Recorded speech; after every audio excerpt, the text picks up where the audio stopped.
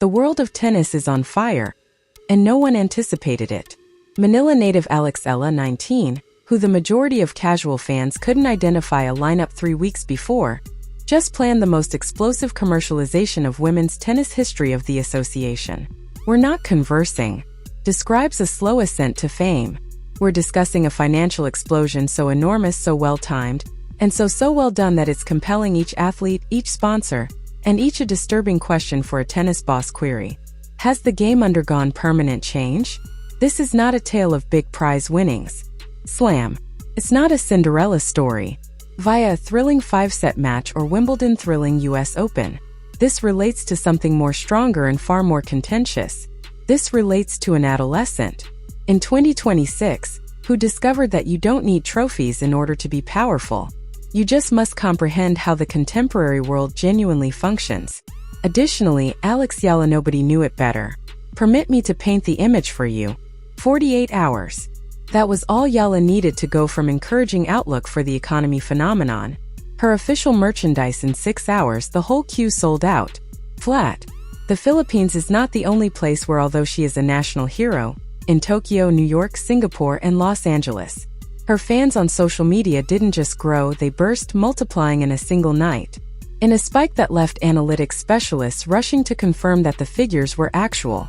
Companies that had abandoned her agent's months of correspondence were abruptly offering a 6F figure, while scrambling sponsorship deals with shaky hands and hands that are sweaty. Sales of her tickets contests, even with lesser opponents' happenings, increased by 340. Individuals who have never seen tennis and they spent their whole lives purchasing tickets to check out the reason behind the buzz. This wasn't natural expansion. This did not go viral. Moment. This was a methodical, precise, created an economic boom that made launches of digital startups seem amateurish by analogy. Additionally, the tennis establishment, they are completely lost their thoughts. To see why this issues, you must comprehend who Alexa was prior to this. She wasn't meant to be here. The Philippines has never created a WTA star. There was no infrastructure. There was no financing. The route to Southeast Asian professional tennis players was not even a dirt road, much less a highway. However, Eala didn't give a damn about what wasn't present. She was concerned about what may be. She abandoned everything when she was 14 years old. Behind. While her pals were concerned about weekend plans and crushes from high school, Eala was traveling to Spain on aircraft, the academy of Rafael Nadal. She used her grinding on red clay during adolescence courts, gaining knowledge from winners, bleeding from blisters and transporting the crushing weight of a whole. She bears the expectations of the country. It wasn't simply about her in every match. Points for ranking. It was a declaration to every Filipino child seeing from living rooms and internet cafes across the group of islands. We also belong here. However, a sense of belonging and thriving are entirely distinct items. The WTA circuit is quite cruel. It eats prodigies for breakfast and spits out warning stories before to meals. Eala was well aware of this fact. She observed athletes with more well-known names, improved financing and more robust backing systems go up the ranks while she scraped through qualification, collectively assigning points as if they were money in a failing economy. There were injuries. Like fog, doubt crept in. There were periods of silence and loneliness in unidentified hotel rooms in Europe, where she most likely slept thinking whether it was worth the cost. Next, something changed. It wasn't a win in the tournament. It didn't go viral. Upset a player ranked in the top 10. It was more deliberate but quieter than that. Eala began constructing something based on the court, a presence on social media that seemed really genuine, a relationship with supporters who were authentic and unadulterated. She posted more than simply highlight clips, as well as drill videos. She was giving up her real narrative. The practice at night sessions during which her body cried out for get some rest. The onset of homesickness waves. The little triumphs that don't make headlines on ESPN but have a huge impact to a person battling their way up from nothing. Filipinos came together to support her. Southeast Asia began to take notice. However, in the overall context of she was only a professional tennis player. Another emerging force in a sea of emerging players. Nobody at all could have foreseen what was about to occur. Because of what emerged, it has nothing to do with tennis talent. It was regarding time, tactics, and realizing that the game had essentially altered. The previous regulations no longer applied. Eala was going to demonstrate that a Grand Slam is not necessary. Championship to emerge as the most formidable player throughout the space. All you have to know is how in 2026 the chamber is operational. The tennis community was observing her. Forehand. They ought to have been observing her business strategy. This is where the plot really takes off. Over the course of one weekend, an explosion occurred. Reporters covering business, not sports. The first people to do so were journalists. Observe anything odd. Sales information from Asian e-commerce sites displayed unheard of increases. Her official product line, a restricted limited capsule line created by an American-Filipino street artist, fell early on a Friday. By Friday it sold out fully that evening. Not just the best-selling goods, everything. Sizes that don't sell, the expensive accessories, the peculiar hue combinations are no longer available. The website went down 3 times due to heavy traffic concurrently. Additionally, here is where the genius emerges. A miniature series of documentaries regarding her voyage made its debut. However, it wasn't available on the Tennis Channel or ESPN. It was available on Netflix. 5 short episodes, each with less than 20 minutes. Gorgeously captured, emotionally terrible. Tracking Eala's progress from the professional trip to Manila. The show was created for those who avoid watching tennis. Edited as if a premium drama with a feature-like score movie. This had non-tennis enthusiasts in tears. Tale of a girl, enjoying moments with friends, sharing it on social media. Simultaneously, Southeast Asian influences began sharing information about Eala. And this is the crucial information. These weren't influencers in sports. They were a way of life. Tech, fashion bloggers, and creators, reviewers, individuals whose viewers had never gave tennis much attention. Additionally, they weren't displaying overtly compensated commercials. This was real content. They discussed portrayal or how they see themselves throughout her narrative, on what it meant to observe someone who resembles them. Compete on a worldwide scale against participants from nations having centuries of tradition in tennis. The algorithm, I loved it. The information disseminated like a wildfire on Instagram, TikTok, YouTube as well. In less than 72 hours, Alex Eala was popular in 14 nations. Her name appeared most often on social media as opposed to any real Grand Slam champions. She hadn't even taken home a WTA title as of yet. Then the shocking revelation declaration, a collaboration with one of Asia's biggest corporations. A huge companies with sections in entertainment, fashion, technology, and athletics. However, they were more than simply sponsors. Eala. They made an investment in her as a brand, as a venue, as a society motion. Billboards were erected in Jakarta, Manila, both Kuala Lumpur and Bangkok. However, they weren't promoting tennis competitions. They were promoting Alex. Just her name, face, and a straightforward slogan. In the future, everything will be different. The tennis facility was totally startled. Competitors signed into their social media profiles and observed their own engagement figures, seeing a growing feeling of discomfort. Commentators on tennis who had been covering for decades, the sport was discussed on television.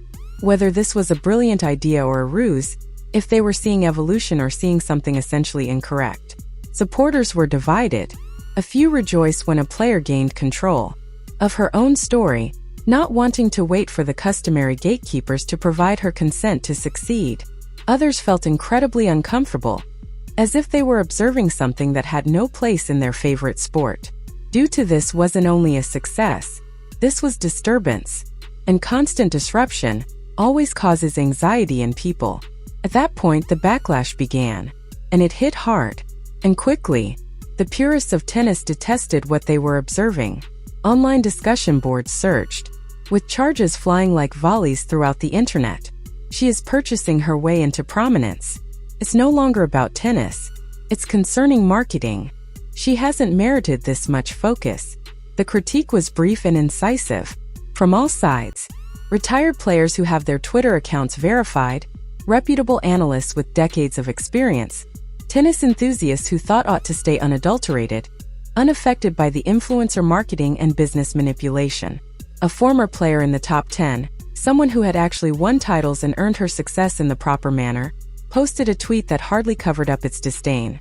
Recall when you were successful on the court. Decided your value based on it? The tweet received 40,000 likes in a matter of hours. The message was very clear. Aya was taking advantage of the system, not with drugs that improve performance, but with tennis discovered something even more awkward to discuss. Cash, influence and comprehension of contemporary media more superior to the establishment. Competitors began to voice their opinions. Cautiously initially. In the press conferences, when reporters inquired concerning Eala's explosion, the reactions were chilly in their diplomacy. I suppose that's good for her. I would rather concentrate according to my ranking. Translation. This isn't authentic tennis. Achievement. A single athlete speaking candidly to a she trusted a journalist who was more direct. Being well-liked is simple when you have a company enhancing your reputation. Try utilizing only a racket in your game. The gap wasn't only philosophical. Years and was generally adored by players, released a Viewpoint article with a headline with a sharp edge. When performance is replaced by popularity, the Alex's dangerous president.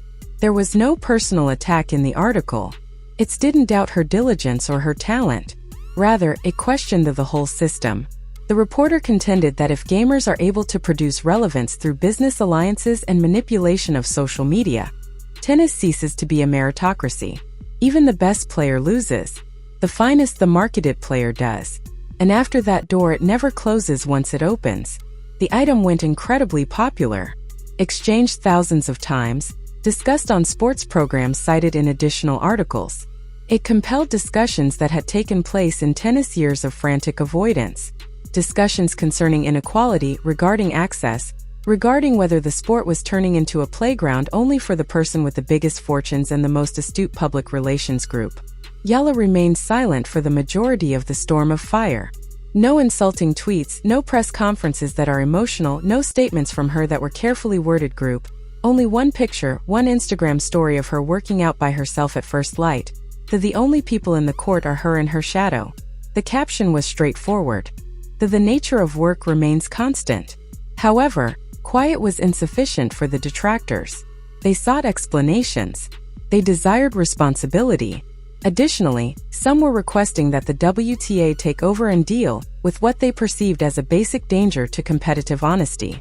Then the truth emerged, and in some way it was more intriguing than nobody anticipated.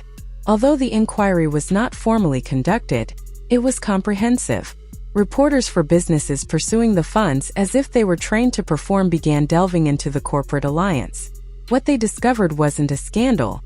It served as a guide, a masterpiece of contemporary athlete branding. Court records and corporate filings demonstrated that the partnership agreement had been meticulously planned for months. Carefully thought out and timed. The Asian corporation wasn't merely tossing money at a young tennis player. They would carried out in-depth market research, examined demographic patterns, and found a huge market gap. The quickly expanding middle class and Southeast Asia class hungry for inclusion in global sports were severely underrepresented by conventional tennis advertising, which centered nearly entirely on European and markets in the United States. Alexa wasn't merely a gifted athlete who also happened to be Filipina. She was the ideal car. In order to access this vast unexplored market, and the plan they developed, the area surrounding her was completely surgical in its accuracy. The first phase was genuine. Narrative. The documentary on Netflix wasn't conceited or ego. It was positioning for the market. The episodes were intended to be crafted with emotion and relatability, especially to attract viewers who would never observed a game of tennis in their lives. Everything from the tempo to for the interviewees. Music was calibrated to establish a connection. Stage 2 dropped limited edition merchandise, but instead employing street-ear hype strategies of conventional sporting goods tactics. Construct a fictitious scarcity. Increase demand by being exclusive. Make people experience a sense of belonging to something unique, instead of just purchasing a t-shirt from another athlete. The collection of capsules wasn't about tennis. It had to do with identity and feeling at home. Influencer Phase 3 seeding, but with real consideration. Celebrities were not compensated to post clear advertisements. They constructed connections with artists who truly in line with the values and story of Eala. The content seemed natural since it was natural. These influencers are actually cherished what she stood for. However, the coordinated timing of the posts, the messaging coordinated, and the total reach. Incredibly explosive. Every choice was supported by the numbers. Sales information displayed Eala's products, moving more quickly than goods from some Grand Slam winners. Experts in sponsorship assessed her brand in just 3 weeks. The value had grown by 600. She was scheduled to make appearances at Technology and Fashion Week's conferences, gatherings that had unquestionably not related to tennis at all. This is what made people who played traditional tennis so uneasy. It was completely legal, obviously clever, and it was a huge success.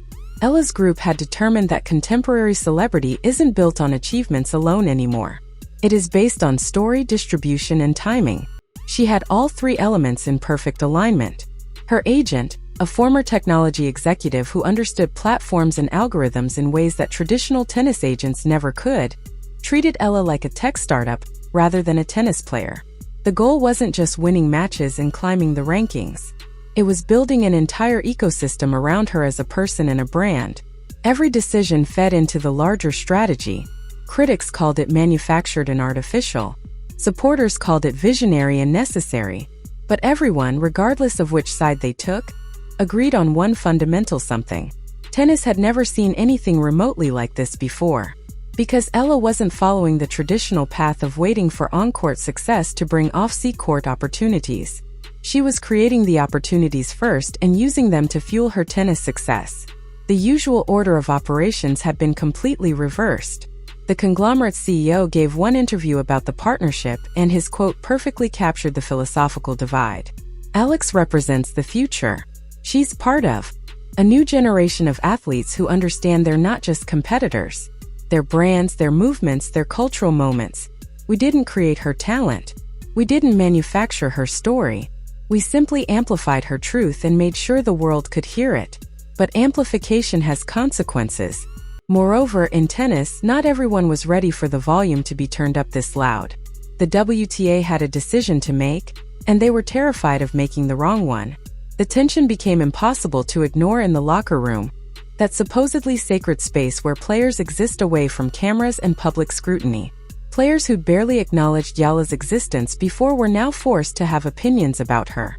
Some refused to comment entirely, keeping their heads down and focusing on their own games. Others couldn't help themselves. At a tournament in Dubai, a top 20 player was asked directly about Eala's business model. Her response dripped with contempt. "I'd rather be known for my tennis than my Instagram strategy. But I suppose we all have different priorities." But not everyone was hostile. A few players, particularly younger ones fighting for their own survival on tour, saw opportunity instead of threat. "If I could do this, maybe they could too." One player publicly praised her approach, telling reporters, "She's showing us we don't have to wait for the system to validate us.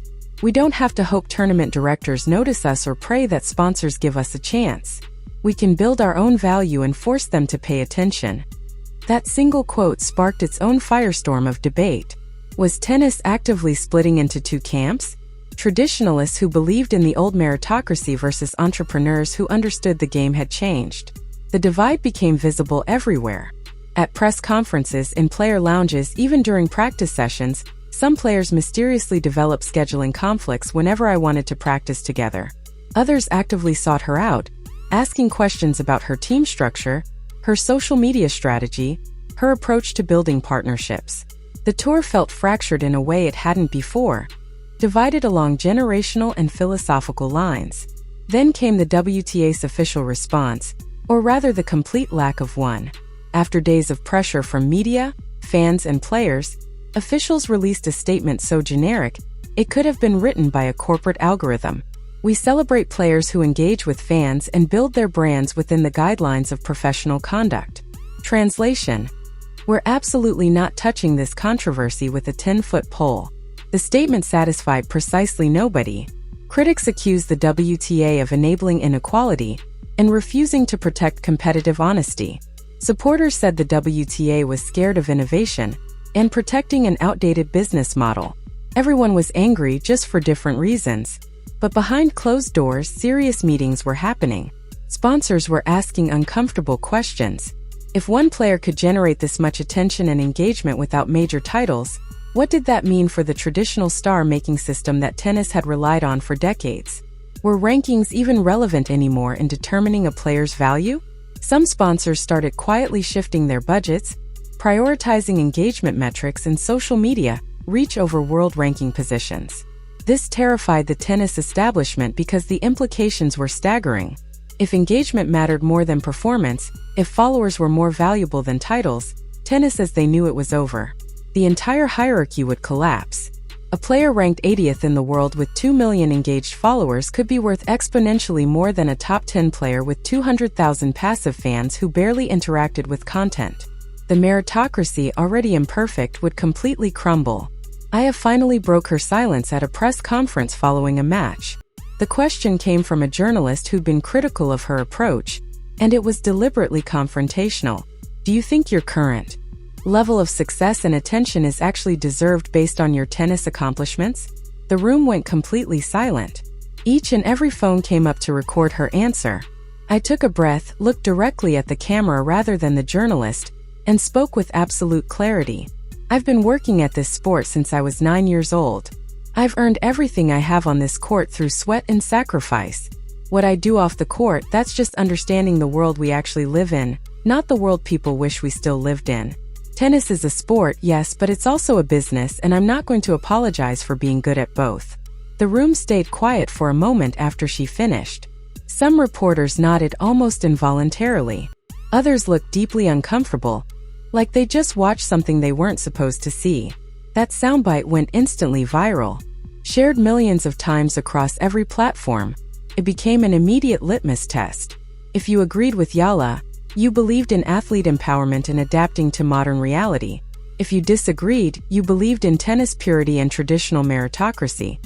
There was no middle ground anymore. You had to pick a side. So what does this all actually mean? Here's the truth that nobody in tennis wants to say out loud. The uncomfortable reality that everyone's dancing around. Alex Eala didn't break tennis. She didn't destroy anything. She simply exposed what it's already becoming. What it's been becoming for years while everyone pretended not to notice. We're watching the emergence of a sport where performance still matters, obviously, but where perception and cultural impact might actually matter more. Where a player's value isn't just measured in titles won and matches played, but in reach, influence, engagement, and cultural resonance. Is that wrong? It depends entirely on who you ask, and the answer reveals more about the person asking than about the question itself. For players who built their entire careers in the old system, the traditional path of win matches, then earn sponsors, then repeat the cycle, Eala's explosive rise feels like cheating. Feels like she skipped steps, took shortcuts, gamed the system.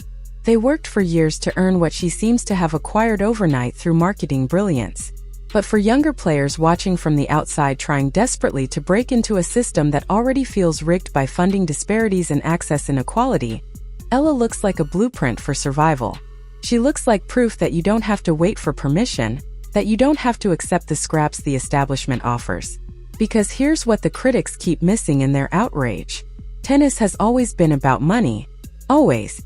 From its earliest days as a sport for wealthy elites to the modern professional era, money has shaped everything. The difference now isn't that money matters. The difference is who controls it. For many years, tournaments, federations, and brands controlled the money. Players competed for scraps, grateful for whatever opportunities were offered. The power structure was clear and unchangeable.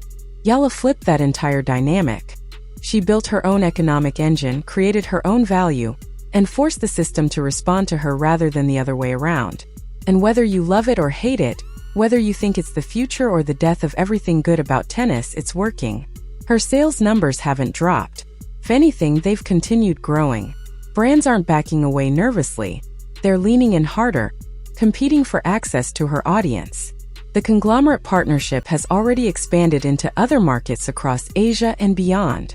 Eala's next merchandise drop is projected to generate more revenue than some WTA 250 tournaments produce in total prize money and sponsorship combined.